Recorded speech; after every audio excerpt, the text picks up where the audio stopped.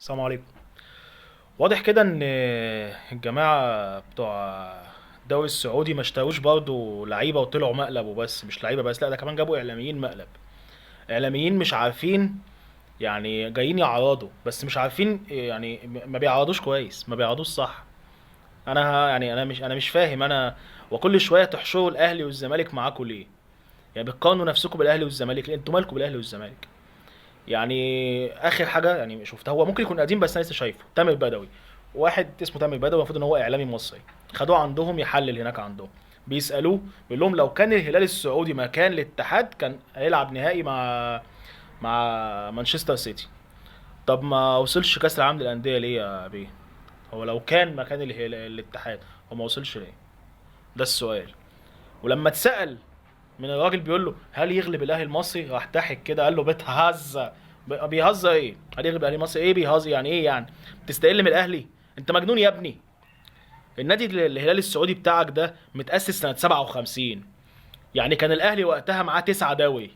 9 دوري مصري لما الهلال ده تأسس. متأسس بعد الاهلي ب 50 سنة. الاهلي كان بيحتفل بان هو بقاله 50 سنة مبني، تمام، معمول ومتأسس. ده كان لسه بيتعمل لسه.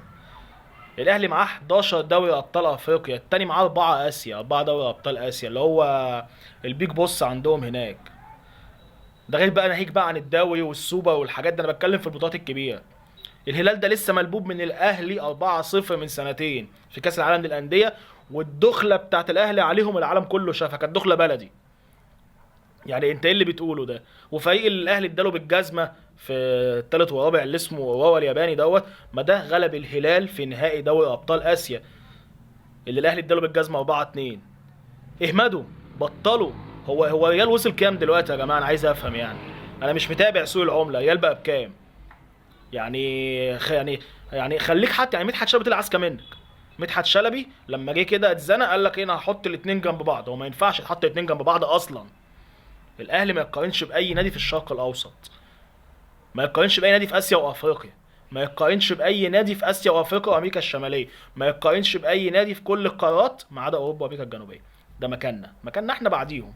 بعد الماده الخام لكره القدم امريكا الجنوبيه.